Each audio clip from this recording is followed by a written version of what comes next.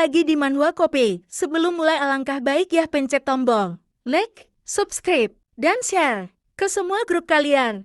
Dan jangan lupa komentar kalian bermanfaat untuk Mimin biar makin semangat. Tanpa berlama-lama langsung ke alur ceritanya. Teman berhasil ditambahkan. Baiwu berkata, "Sudah, jika aku mendapatkan barang bagus, aku akan menghubungimu. Dan tentu saja, aku juga menyambutmu untuk meminta saran ramalan denganku." Baiwu bergumam, "Peluang sukses ini juga terlalu curang, bahkan rahasia orang juga bisa tahu. Tapi tidak menduga aku bisa bertemu dengan lesbian, masih mengetahuinya dengan menggunakan peluang sukses." Kakek ini menelepon siapa? Apa dia sudah dengar? Peluang dikingking lesbian diketahui oleh keluarga? 0%.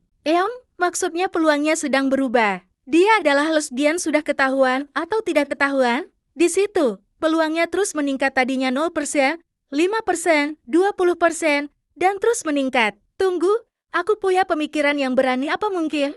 Apa perubahan ini karena interaksi aku dengan dikingking?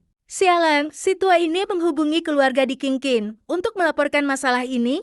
Aku juga tidak sengaja. Tiba-tiba ada notifikasi di HP dikingking. Dan dikingking membuka HP. "Gadis melihat uang 1,2 miliar, aku akan meramal sekali lagi untukmu. Rahasiamu tidak bisa ditutupi dari keluarga, mungkin sekarang sudah ketahuan." Dikingking kaget dan berlari. "Di mana orangnya?" "Baiwu, apa maksudmu?" Baiwu bergumam. "Orang tua dikingking seharusnya akan menghubungi dikingking dalam waktu setengah jam, 100%. Perkecil sedikit lagi, 15 menit.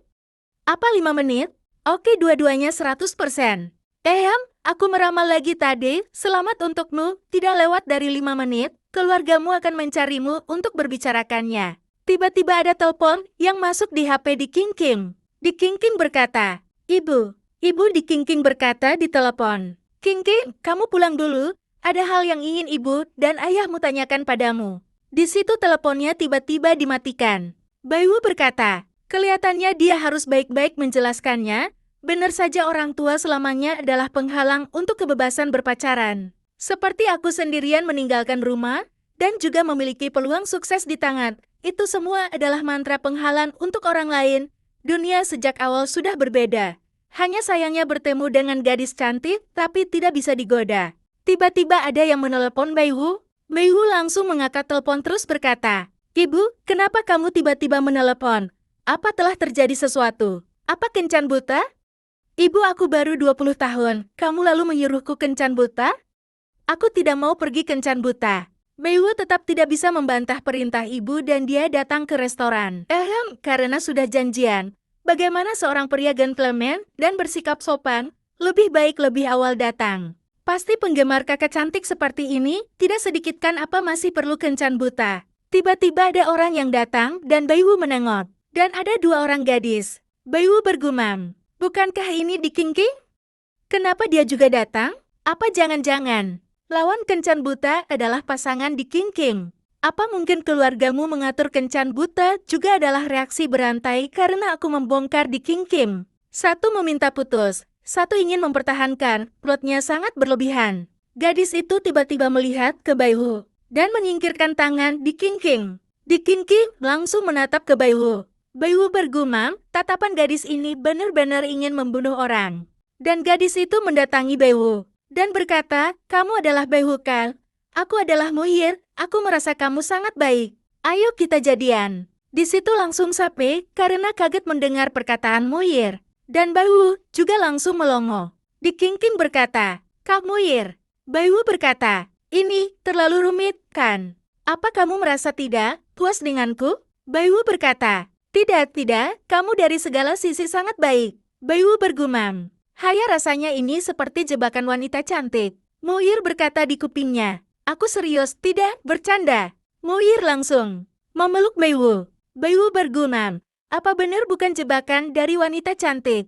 Aku merasa seperti bukan sesuatu hal yang baik mendapatkan keuntungan tanpa usaha."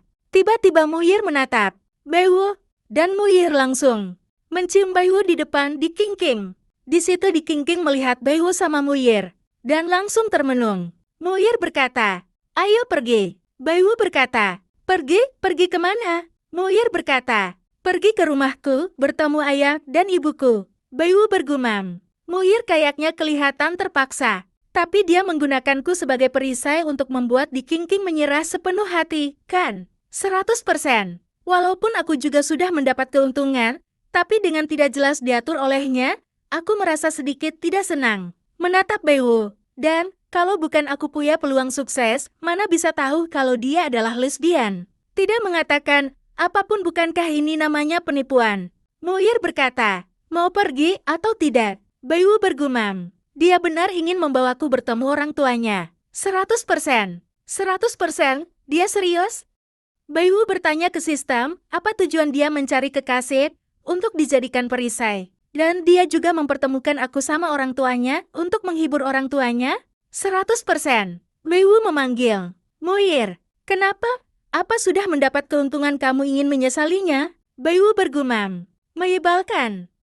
Apa karena parasnya cantik, lalu boleh berbuat sesuka hati? Keuntungan ini juga bukan aku yang menginginkannya.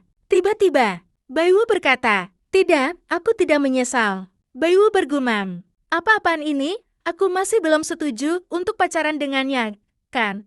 Kenapa gadis yang aku goda semuanya adalah lesbian? Sebenarnya apa yang sedang Muhir pikirkan? I've been drinking more alcohol for the Did you check on me? Now did you look for me?